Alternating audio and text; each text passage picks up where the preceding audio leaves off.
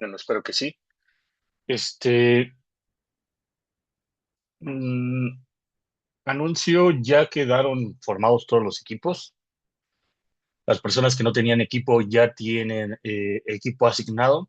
Yo espero que máximo eh, este sábado les suba la práctica. Me gustaría subirla sábado para que el lunes que tengamos clase puedan estar preguntando dudas. El día de mañana yo no podré dar la clase. Eh, este, Tengo que ir a dar una conferencia, entonces la clase la dará el segundo ayudante, que es Diego. Le voy a dejar las notas que creo que son pertinentes para seguir continuando con los temas que yo estoy viendo. Al final, digamos, todo el curso tiene una estrategia, pero igual para no atrasarnos en temas y dejarlos colgados.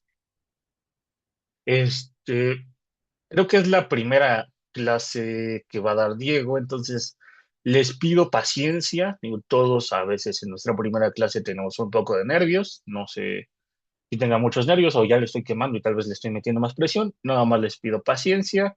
Igual, si es que algo no lo entienden, pregúntenle con todo gusto, si no, pues ya lo ven conmigo el lunes.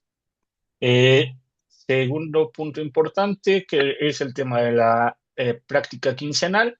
Les digo, el sábado lo voy a subir. ¿Qué me gustaría que empezaran a revisar y que generen dudas? En general, si no hay dudas, igual el lunes hago una revisión rápida y lo contesto lo más rápido que se pueda y la entrega se haría al próximo sábado. ¿Por qué esta primera entrega nada más son 8 días y estamos suponiendo que son prácticas quincenales?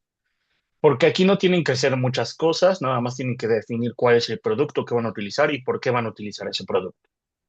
Entonces creo que es una práctica más bien para comenzar la idea de qué es lo que van a utilizar a lo largo del curso.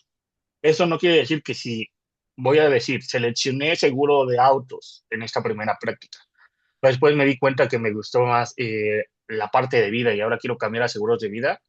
No quiere decir que no puedan cambiar a seguros de vida en su proyecto final.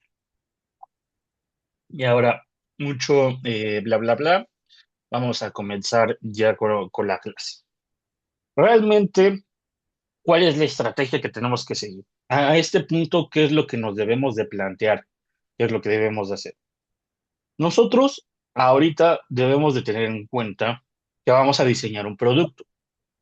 Estos productos que nosotros vayamos a diseñar van a tener que tener, pues, ya desde un inicio bien planteados cuáles son los límites que van a estar teniendo.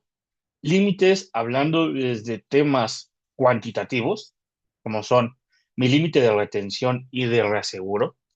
Es decir, yo voy a vender seguros de autos. Estos seguros de autos, la máxima suma asegurada que yo voy a ofrecer va a ser de 1 millón.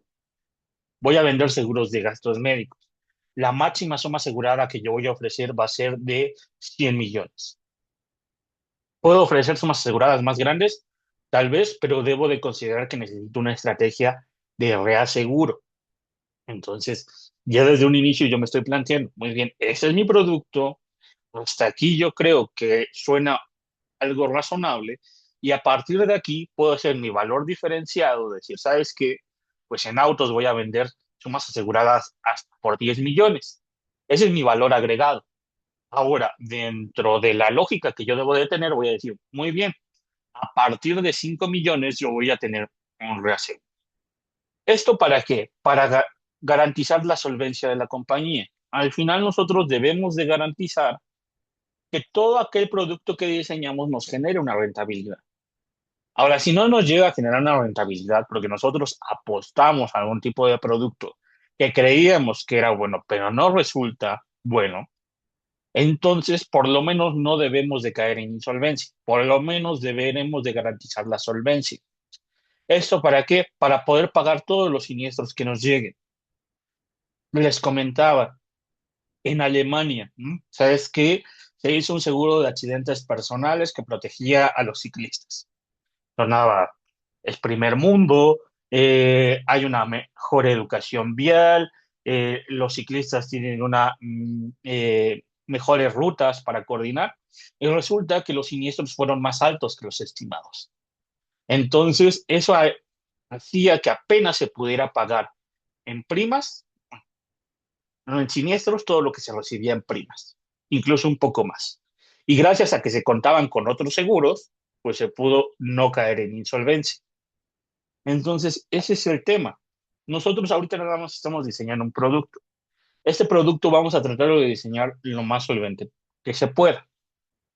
Ahora, hablando de seguros, pues como que nosotros decimos, bueno, diseño mi producto, cobro, creo mis reservas y con eso veo que no caigan en insolvencia. Ahora, también algo que es importante y que no muchas veces nos mencionan es la parte de la inversión. Al final, yo recibo estas primas y estas primas deben de estar alineadas con la estrategia de solvencia y de liquidez que voy a tener. Oye, si yo voy a vender seguros de largo plazo, pues entonces puedo invertir en instrumentos de largo plazo. Si yo voy a vender solamente seguros de daños, entonces tengo que invertir en instrumentos de corto plazo. Tengo que garantizar la liquidez. Al final, tengo dinero con el cual puedo hacer inversiones y obtener un beneficio financiero. No es que las primas nada más se queden ahí y se guarden como reservas. Entonces, también debemos de saber, bueno, ¿cuál es ese régimen de inversión que yo voy a tener? Bueno, yo primero voy a saber que, pues, si tengo nada más, acabo de abrir mi negocio, estoy por vender apenas mis primas, pues nada más voy a tener primas en depósito. Oye, solamente voy a tener como activo aquellas primas que me vayan generando el negocio. Ahora, si yo ya tengo un negocio activo, pues también tengo reservas técnicas. Esos son todos mis activos. Las reservas que ya tengo, el dinero que tengo guardado, que al final se convierte en pasivo, pero es dinero que yo tengo, más las primas que yo recibo. A esto le debo de descontar los importes recuperables del reaseguro. ¿Qué es esto de descontar los importes recuperables de reaseguro? Al final yo sé que si tengo una estrategia de reaseguro, debo de ceder cierta parte de la prima, debo de ceder cierta parte de riesgo. Entonces, no todo el riesgo que yo tenga, no todas las primas que yo estoy recibiendo son 100% mías. Hay una fracción que pertenece al reaseguro. Entonces, esa no la puedo contar como mía. Esa la tengo que ceder. Y con eso yo voy a crear mi base neta de inversión. Sea, mi base neta de inversión es todo lo que estoy recibiendo más lo que estoy guardando para prever los siniestros. Entonces, mi ciclo, si yo lo resumo de una forma muy sencilla, es hoy capto primas, estas primas las logro invertir, ¿para qué? Para poder pagar los siniestros de mañana. Entonces, ahí como que uno decía, el paso directo era primas y pago siniestros. Ahora, el paso en la realidad es primas, invierto esas primas y con esa inversión puedo pagar los siniestros. Ahora, ustedes dirían, realmente como aseguradora tengo limitantes, ¿no? Porque al final no estoy siendo una casa de bolsa, una operadora de riesgos, no estoy siendo un banco que puede operar instrumentos un poco más riesgosos. Al final yo debo de tener un límite. ¿Cuál es ese límite? Bueno, ese límite está dado por el famoso ALM. El ALM no es más que ver de forma, voy a decir, elegante lo que significa manejo de activos y pasivos, que es el Asset Liability Management, Asset de activos, Liability de pasivos, Management.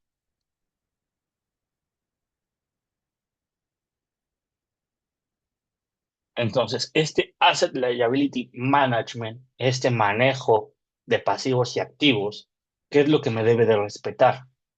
Bueno, yo al final decía, las reservas son mis activos, pero que también guardo como pasivos. Espérate, espérate. Yo sé, a mí toda la vida me han dicho que las reservas son pasivos, porque al final es con lo que voy a pagar esos siniestros. Al final no es dinero que yo tengo, pero esas reservas, bueno, no es dinero que sea mío, es dinero que solamente tengo porque voy a guardar para pagar siniestro. Entonces, viéndome contablemente, ya sé que todo lo que entra como pasivo también debe descontar como activo.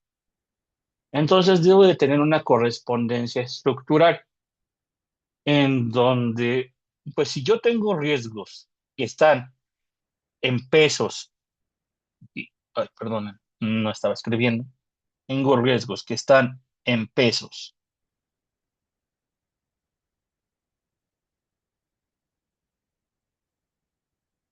y dólares,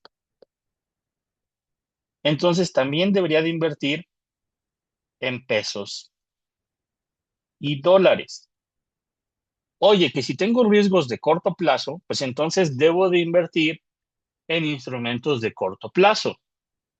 Oye, cada que yo hago una inversión, pues debo de tener sensibilidad de cuánto voy a deber. Por ejemplo, creo que todavía no ven los PPRs con Adrián, pero los PPRs, a grandes rasgos, podemos decir que es mi ahorro para el retiro. ¿M? Entonces, muchas veces cuando yo hago un ahorro para el retiro, pues tengo incertidumbre de que hoy puedo ahorrar 20,000 pesos, pero esos 20,000 pesos, cuando me retire, pues tal vez no me alcancen para lo mismo que para lo que me alcanzan hoy. Entonces, sí requiero de que haya una ganancia por inversión. Entonces, también requiero también que me garanticen por lo menos una tasa. O sabes que yo quiero que me garantices que la tasa de inversión por lo menos va a ser del 5%, que es mi tasa mínima. ¿Por qué? Por lo menos me vas a garantizar inflación. Yo sé que por lo menos esos 20,000 al 5% en algún momento se van a volver, por poner un número, 100,000 pesos, ¿no? Y esos 100,000 pesos sí me van a alcanzar para comprar lo mismo que hoy puedo comprar con 20,000 pesos. Entonces también yo debo de tener en cuenta esa sensibilidad en tasas. Y esto también va a depender pues del tipo de activo. ¿Por qué? Porque no es lo mismo eh, la ganancia que me da un instrumento libre de riesgo que la ganancia que me da un instrumento un poco más riesgoso. Eso ya lo sé por finanzas. Ahora, ¿qué es lo que tengo que hacer? Bueno, la política de inversión de las aseguradoras debe de garantizar el calce para mitigar los riesgos de mercado y liquidez. ¿Qué es esto del calce? Bueno, que si yo tengo que pagar 1,000 pesos cada mes, pues entonces de mis activos debo de tener la liquidez para poder cobrar 1,000 pesos cada mes. ¿Por qué? Porque yo puedo decir, ¿sabes qué? Pues invertir en bienes raíces a largo plazo me es más rentable que invertir en CETES. Entonces, pensándolo desde un punto de vista eh, monetario, pues te dirías, me conviene invertir en bienes raíces. Pero realmente a ti como aseguradora no solamente te interesa tener en cuenta la ganancia, te interesa poder generar la ganancia, pero también cubrir tus riesgos a manera que se van presentando. Entonces debes de tener liquidez. Ahora, los riesgos de mercado, ¿cuáles son? Bueno, generalmente nosotros, cuando pensamos en inversiones, pues pensamos por lo menos en cuatro tipos de instrumentos. Los valores gubernamentales, CETES, bonos M. Entonces, toda esta parte que decimos, la parte menos riesgosa. Entonces, para una aseguradora sería, ¿sabes qué? Agarra, mete todo tu dinero en CETES a 28 días y vas a tener una gran liquidez. Deuda corporativa, que es lo que nos dicen, ¿sabes qué? Invierte en el Standard Poor's, invierte en empresas muy grandes como Nvidia, que están teniendo un gran crecimiento, Apple, lo que sea, ¿no? Es la parte de ya estoy invirtiendo en acciones. Invierte en bienes raíces que siempre tienen una ganancia, o ya viéndonos un poco más exquisitos, pues invertimos en derivados. La compañía aseguradora tiene derecho a invertir en todos estos rubros. Ahora, obviamente, un mayor porcentaje va a estar concentrado en valores gubernamentales y en deuda corporativa. En derivados casi no vamos a tener instrumentos. ¿Por qué? Porque son muy riesgosos. Entonces, Activos que sean muy riesgosos, por ejemplo, criptomonedas, está prohibido invertir en ellas. ¿Por qué? Porque hay una variabilidad extrema y eso contrasta contra la estabilidad técnica que nosotros queremos tener. Nosotros, cuando hagamos un pricing, queremos tener una estabilidad técnica. Queremos garantizar que lo que le cobremos a la persona sea suficiente para cubrir sus siniestros. Ahora, ese dinero que nosotros tenemos, pues lo podemos crecer a cierto ritmo. ¿Sabes qué? Lo voy a crecer a un 8% anual, que es lo que me ofrecen CETES. Lo que no puedo hacer es decir, voy a crecerlo a un 300% anual, porque lo voy a invertir en criptomonedas. Yo sé que las criptomonedas a veces tienen un gran boom, pero a veces tienen una caída muy grande también. Entonces tienen mucha volatilidad. Entonces, ese tipo de instrumentos con mucha volatilidad los tenemos prohibido. Nosotros tenemos que validar bien, muy bien. Yo voy a tener mi cartera, voy a tener a mi seguro de autos. Este seguro de autos, ¿qué puedo hacer con las primas? ¿En dónde las puedo invertir? ¿Puedo invertir en cripto? No. ¿Qué tipos de derivados podría invertir? ¿Qué tipo de valores gubernamentales? Unos CETES a 28 días, CETES a 90 días, CETES a 3 años, CETES a 5 años. ¿Qué me conviene? Ah, bueno, si yo tengo seguros de autos, me conviene más invertir en CETES a 28 días por un tema de calce. ¿Por qué? Porque generalmente sé que me van a estar reportando mes tras mes siniestros. Pero, por ejemplo, si yo vendo seguros de vida, pues tal vez me interesaría más invertir en bonos a 5 años.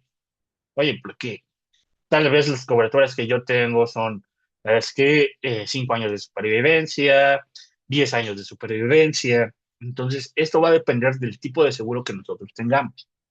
¿Hasta aquí alguna duda? ¿Todo bien?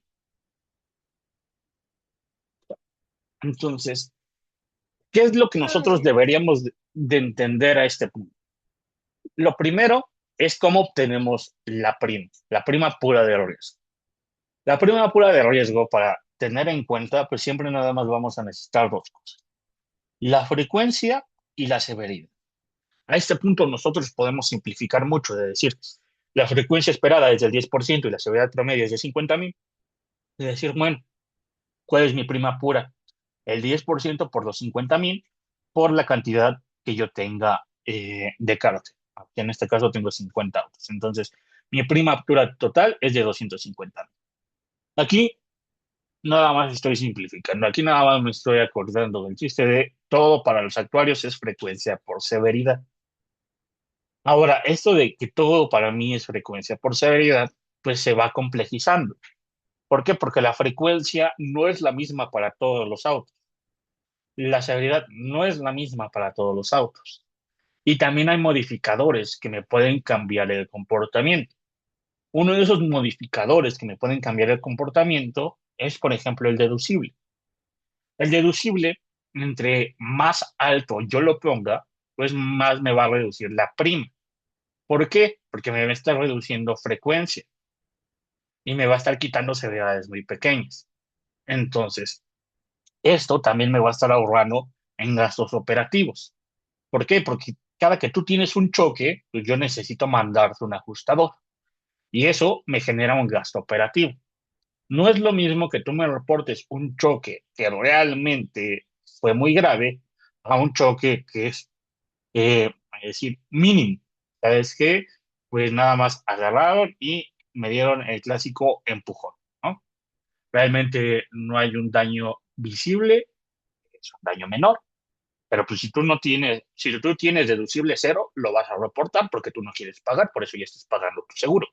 Ahora, si tú tienes un deducible de 5,000, de 10,000, no lo vas a reportar, mejor lo arreglas por tu parte. Entonces, esta clase de cosas tenemos que considerarlas. También ustedes piensen, bueno, si yo voy a vender seguros marítimos, si yo voy a vender seguros de hogar, ¿voy a poner algún deducible? ¿O voy a dejar que mi variable aleatoria de pérdida esté transformada o no esté transformada? ¿En qué me conviene y en qué me afecta? Bueno, si yo pongo un deducible, soy un poco más competidor en primas. ¿Por qué? Porque la prima baja. También si pongo un coaseguro, pues también voy a ser más competitivo en primas porque la prima va a bajar. Si yo aumento suma asegurada, ¿qué tanto debo de aumentar la prima? ¿Por qué? Porque aquí, por ejemplo, ¿no? Decimos, el valor unitario de todos los automóviles que yo estoy asegurando es de 300. Es decir, que yo lo máximo que podría pagar son 15 millones. Si todos me reclamaran el valor total, 15 millones. Esta parte, pues uno dice, tal vez estás asegurando una flotilla eh, que tiene los mismos autos, una flotilla ya de autos nuevos. Pero ¿qué pasa con, por ejemplo, Coca-Cola, ¿no? Tiene mejores camiones, como unos un poco más avanzados que otros. Entonces, son flotillas, pero que tienen distintos modelos. Aquí voy a decir, la suma asegurada puede cambiar, ¿no? Va a haber algunos que tengan una suma o tengan un valor comercial de 1 millón y otros que tengan un valor comercial de 100,000, por poner un número. ¿Qué tanto voy a incrementar la prima? A eso se le va a conocer como el increase limit factor, que es algo un poco como la utilidad marginal. Es decir, que los primeros pesos me consumen más prima y los últimos pesos ya no me consumen tanta prima. ¿A qué voy? Ahorita, por ejemplo, con 300,000, yo puedo decir, la prima promedio es de 5,000, porque es el 10% de 50,000, 5,000. Ahora, si aumento la suma asegurada a 600,000, tú digas, lo lógico sería riesgos el doble, entonces la prima tendría que ser de 10,000. Y si aumento la suma asegurada a 1,200,000, pues entonces sería el cuádruple, entonces sería 20,000. Más o menos esa es la idea, ¿no? De entre más te cubra y más te debería de cobrar. Ahora, no necesariamente. Va a llegar un punto en donde ya no importa si yo te aseguré por 100 millones o te aseguré por 200 millones. El riesgo prácticamente es el mismo. Entonces, la prima tiene que ser prácticamente la misma. Entonces, todos estos factores que en algún momento nosotros conocemos como modificadores del comportamiento, tenemos que saber cómo modelarlos. No es directamente un ejercicio tan sencillo. Muchas veces como que lo minimizamos y no nos enseñan esta clase de técnicas. Uno, porque no lo saben y dos, porque no lo implementan. Nosotros tenemos que saberlas y tenemos que ver cómo las implementamos. El Increase Limit Factor es algo que debemos de implementar como algo económico, algo desde el punto de vista marginal, ¿no? ¿Sabes qué? Mi primera derivada es positiva y mi segunda derivada es negativa. Es decir, que, como decía un profesor de finanzas, ¿no? Cuando voy a comer tacos, el primer taco me sabe muy bien, pero ya por el 10.º taco, pues me sigue gustando, pero ya no es lo mismo, ya no lo disfruto tanto. Entonces aquí es lo mismo, ¿no? ¿Sabes qué?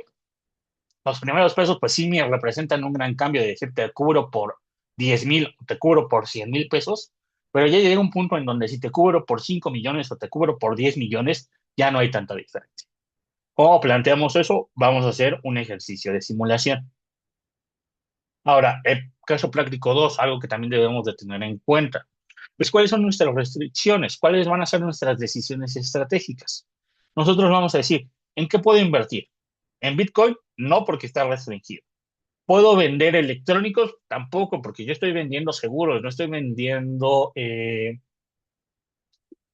electrodomésticos. ¿Dar bonos en garantía? Tampoco, yo no puedo dar activos en garantía. Yo al final no puedo decirle a una persona, ah, muy bien, tu casa representó el 100% de pérdida. Te voy a dar otra casa. No, yo al final tengo que resarcir el daño conforme a la suma asegurada. Entonces, aquí nosotros tenemos que tener en cuenta lo siguiente. Si ustedes van a hacer un seguro de cola corta, que son los seguros de daños, debe de tener en cuenta que se van a requerir mucha liquidez. Y las estrategias de inversión que necesitan deben de ser de muy corto plazo. Ahora, si ustedes van a hacer un seguro de vida, que ya es algo de cola larga, van a permitir bonos a largo plazo. Van a permitir esas inversiones a distintos plazos. ¿Vale? Entonces, estas son las decisiones que van a tener. ¿Qué es lo que deben de considerar de cara al diseño de su producto? De cara al diseño del producto, ustedes deben de tener en cuenta los siguientes tres aspectos. Primer aspecto, definir el contrato. ¿Qué van a ofrecer? Seguros de autos, pero ¿con qué coberturas? ¿Con qué exclusiones? ¿Con qué sumas aseguradas? Validar las operaciones. Asegurar que si yo voy a decir, voy a vender responsabilidad civil en el extranjero, pues se pueda, que ustedes puedan vender responsabilidad civil en el extranjero. ¿Por qué? Porque no son las mismas las normas que aplican en México que las normas que aplican en Estados Unidos o que aplican en Guatemala. Entonces no puedes decir, ¿sabes qué? Pues yo voy a vender responsabilidad civil en el extranjero y voy a cubrir a las personas que se quieren llevar su carro incluso de aquí a Europa y allá los voy a cubrir. ¿Realmente los puedes cubrir? ¿Realmente tienes la capacidad para cubrirlos? ¿Sí o no? Oye, ¿sabes qué? Voy a vender gastos médicos. Y estos gastos médicos también tienen cobertura internacional. ¿Por qué? Porque mi público es gente que tiene un ingreso muy alto. Entonces, son personas que constantemente viajan. Entonces, yo cuando viajo me interesa mucho estar cubierto contra alguna enfermedad. Entonces, realmente tengo la posibilidad de cubrir a las personas en el extranjero. Si sufre un accidente, voy a tener la posibilidad económica de cubrir eso. ¿Tengo convenios para cubrir eso? ¿Puedo hacer esa cobertura? ¿Sí o no? Y desde luego, ya pensando en un punto de vista de inversión, deben de definir una tasa técnica. ¿A qué voy con definir una tasa técnica? Vamos a pensar que ustedes son inversionistas. Oye, yo quiero vender seguros de auto. Yo requiero por lo menos un 10% de ganancia, porque si yo con ese dinero lo invirtiera en CETES, ya tengo un 8% de ganancia, libre de riesgo. Estoy invirtiendo en un negocio y este negocio lo requiero que me dé buenas ganancias. Entonces, lo requiero que sea lo suficientemente lucrativo para tener buenas ganancias. Entonces, dado eso, lo que voy a hacer es plantearme una tasa técnica. Una tasa técnica con la cual voy a garantizar que realmente estoy teniendo una buena ganancia.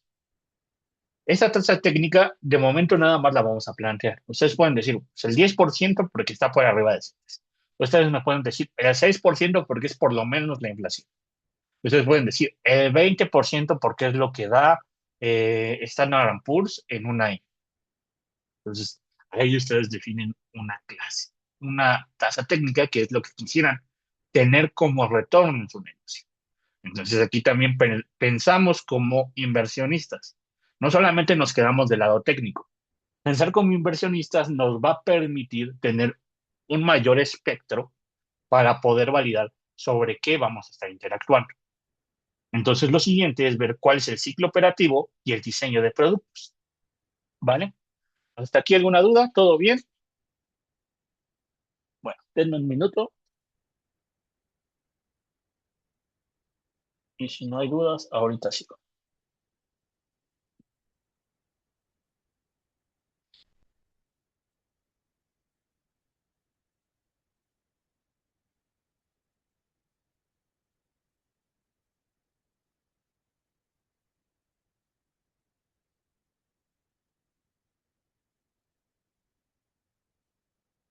Entonces, yo ya entendí un poco de que tengo ciertas restricciones, ya entendí que debo de plantear cuáles son las coberturas, cuáles son las exclusiones, que debo de tener en cuenta una tasa técnica, ¿para qué? Para poder garantizar mi ganancia y también debo de tener como que un calce en el sentido de si voy a invertir en instrumentos de corto plazo es porque necesito mucha liquidez, si invierto en instrumentos de largo plazo es porque en ese momento voy a estar liquidando deudas.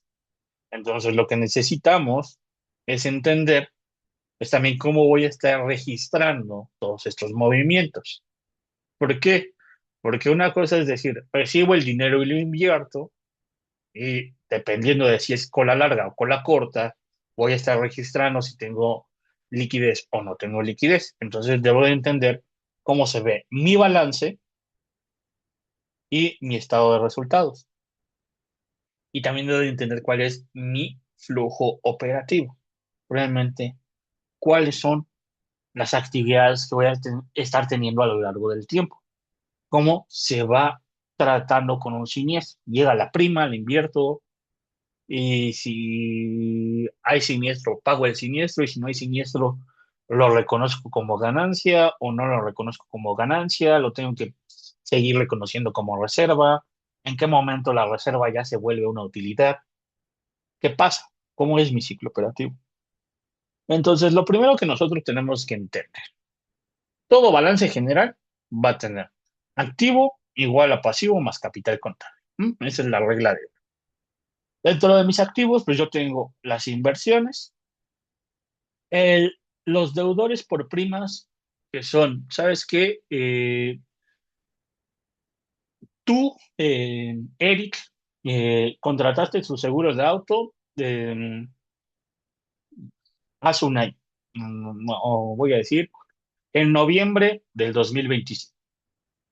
Lo pagaste de forma anual y estamos a febrero de 2025. Entonces, has pagado o has devengado 4 de los 12 meses. De esos 4 de los 12 meses, por alguna razón, quieres cancelar este mes. Entonces, cancelas y resulta que no cobraste lo que no se había devengado. Entonces, esos deudores por prima son esos montos que ya sabes que ya no se van a devengar porque la persona canceló, pero al final tú cuentas con ese monto. Tú como aseguradora no eres responsable, no tienes la responsabilidad de decirle a la persona que cobre ese dinero. Pero pues ahí está, existe ese. Y también la parte de reaseguro. ¿Sabes que la parte de reaseguro es cierta parte que yo sé que se va a cubrir por el reaseguro? Entonces, eso lo voy a tener como un activo. Ahora, como mi pasivo, debo de tener a mis reservas técnicas que me van a servir para cubrir todos esos montos. Yo sé que también tengo acreedores. ¿Por qué? Porque puede ser que yo vendo seguros de autos, pero para mantenimiento, ajustadores, todo este tema de infraestructura, puede ser que esté contratando a terceros. Entonces, todo eso está en los acreedores. Y obviamente mi capital social. ¿Por qué? Porque la comisión me pide algo que llama requerimiento de capital. Este requerimiento de capital de solvencia son, por ejemplo, en daños, 30 millones de pesos que yo debo de tener como inversionista para poder operar una compañía de seguros, de parte de mi capital social. Ahora, realmente, ¿cómo se ve desglosado cada uno de los flujos? Bueno, dentro de los flujos nosotros podemos pensar. Nosotros emitimos primas. Estas primas se emiten con base al principio que he estado mencionando y que seguiré mencionando de forma reiterada, que hasta el momento nada más tiene la esperanza de la frecuencia por la esperanza de la severidad. Aquí tengo a mi prima fuera de riesgo, más, y aquí lo voy a dejar como otras cosas que tenemos que ir aclarando. Entonces, yo cobré esto que por lo menos me garantiza el riesgo. De ese riesgo puro, yo debo de descontar lo que realmente no estoy cubriendo yo. Oye, ¿sabes qué? Yo podía cubrir hasta 100 millones y estoy vendiendo sumas aseguradas por 120. Eso quiere decir que 20 millones se están yendo a la segura. Entonces, eso lo debo de descontar de mi flujo operativo. Después de esas primas, pues cada mes se están devengando. Hay partes que las que yo digo, ¿sabes qué? Las primas devengadas, pues tú estás conmigo 12 meses. De ahí yo te cobré una prima anual de 12,000. Es decir, que cada mes estás devengando 1,000 pesos de tu riesgo. Para el mes 12 ya devengaste los 12,000. Para el mes 2 has devengado 2,000. Entonces, mis primas devengadas, a eso le tengo que quitar la siniestralidad. Oye, conforme se va devengando el riesgo, pues vas teniendo siniestros. Sabes que tal vez en el mes 1 no tuviste ningún siniestro, pero en el mes 2 ya tuviste un siniestro.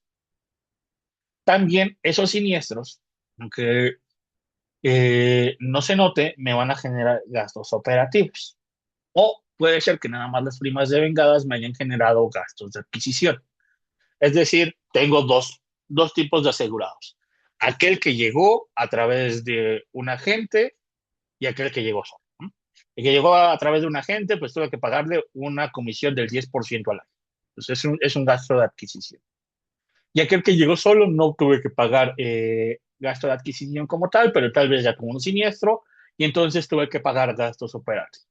Tuve que pagar un ajustador, tuve que pagar el siniestro como tal, tuve que pagar gastos jurídicos y otros, etcétera.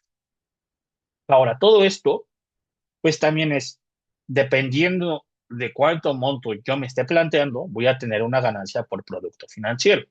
¿Por qué? Porque yo estoy diciendo que estos 800,000, lo que voy a hacer es invertirlos.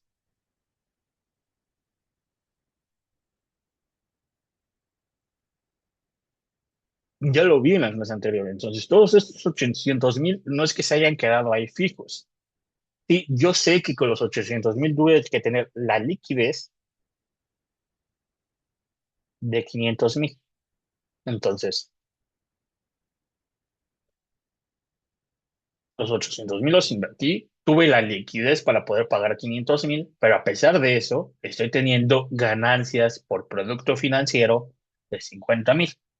Entonces, realmente, ya descontando lo que son mis reservas, descontando la siniestralidad y aumentando mi ganancia por producto financiero, ya puedo decir que ya tuve un resultado neto, es decir, mi utilidad. Entonces, mi flujo operativo como aseguradora es tener en cuenta tres conceptos. Bueno, cuatro. Primero, las primas, tal cual. Después, descontar reservas, descontar siniestralidad y aumentar el producto financiero. Entonces, ese es el ciclo operativo. Yo recibo primas. Todas estas primas, a su vez, se vuelven reservas. Esas reservas las voy a invertir. De ahí se van a ir devengando. Cierta parte va a estar invertida constantemente, voy a decir, y cierta parte va a tener que tener cierta liquidez. Con eso, yo voy a garantizar no solamente pagar siniestros, sino también pagar gastos, y con eso obtengo un producto financiero para así obtener mi utilidad final. Sí, hay una duda. En esta parte de primas emitidas, ¿qué había dicho que eran las esperanzas? Ah, aquí esto es, por ejemplo, la frecuencia y severidad. Ok, Entonces, la gracias. prima yo la obtengo como el producto de frecuencia y severidad más otras cosas. De forma, voy a decir, técnica y metodológica, no es solamente eso. En la prima pura, también sé que le debo de agregar gastos. También sé que le debo de agregar costo de capital.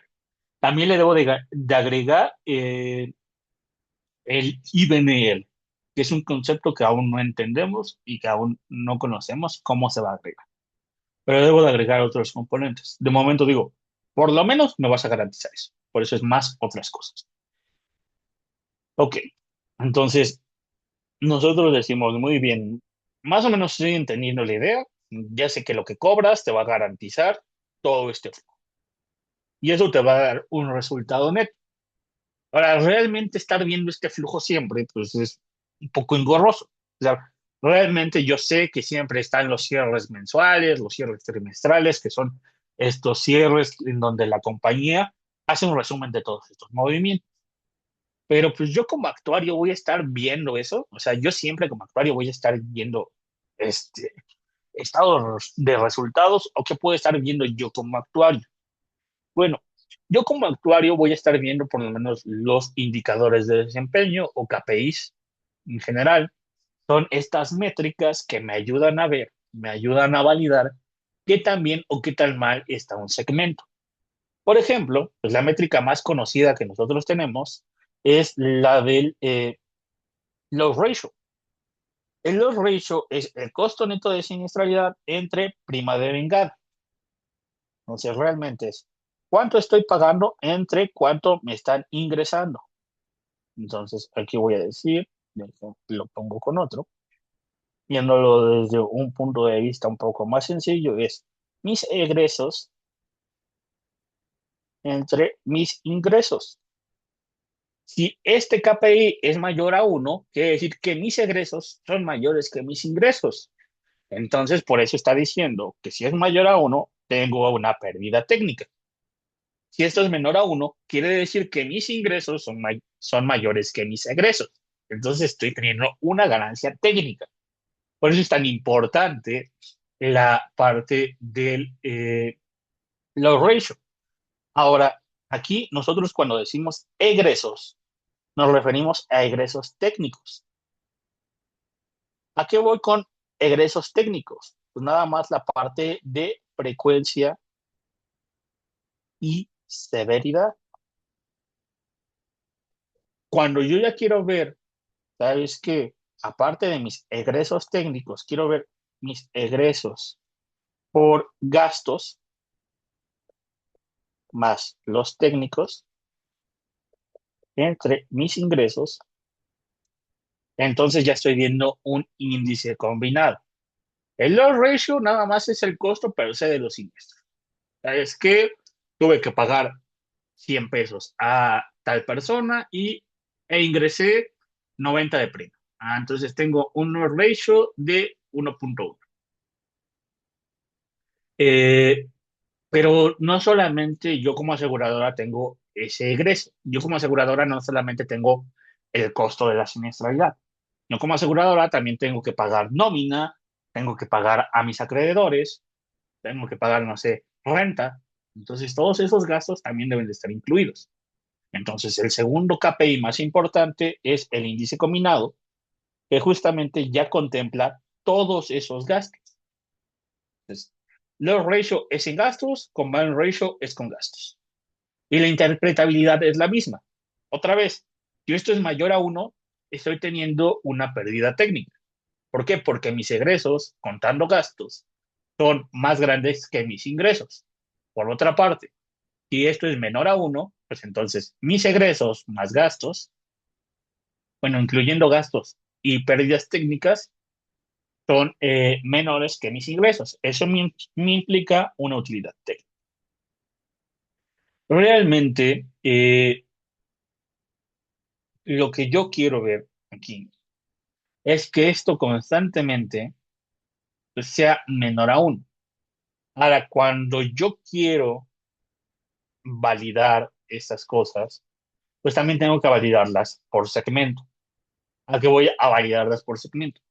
Vamos a decir, ustedes venden seguros en Ciudad de México y en Monterrey. Y resulta que pues, ustedes empezaron a vender aquí en Ciudad de México porque son originarios de acá, les gusta más la ciudad y es en donde hay una mayor densidad poblacional. Por alguna razón dicen, ¿sabes qué? Ya tenemos suficiente mercado en Ciudad de México, queremos crecer a otro estado. Y vamos a crecer a Monterrey, bueno, a Nuevo León. Ya en Nuevo León, ustedes van a ver que sus indicadores cambian. Oye, estoy teniendo un poco más de pérdidas. Estoy teniendo un poco más de pérdidas. ¿Por qué? Porque estoy ingresando a un nuevo mercado que tal vez no se comporte igual que el mercado en el que actualmente me estoy desarrollando. Entonces, nosotros siempre queremos tener estas métricas menores a uno. Esto es un error y es menores a uno. Siempre mi rentabilidad es cuando mi combined ratio es menor a uno. Bueno, tengo realmente esta rentabilidad técnica. Y en general, no siempre voy a garantizar que el combined ratio esté menor a uno.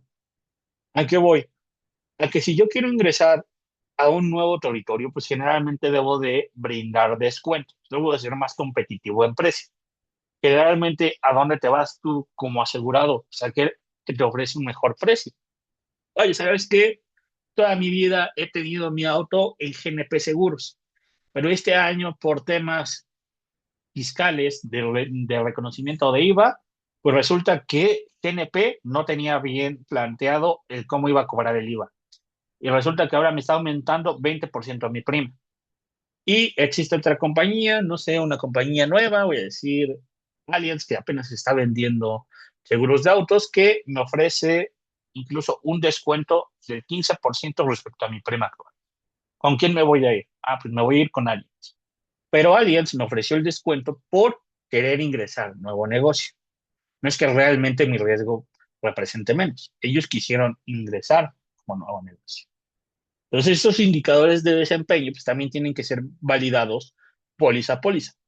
Pueden ser validados póliza a póliza, segmento, hablar de un estado en particular, un modelo en particular, y por obvias razones a nivel de cartera. Entonces, ¿cuál es la lógica contable que nosotros hemos tenido hasta ahora, ¿no? Cuando veíamos nuestras T contables.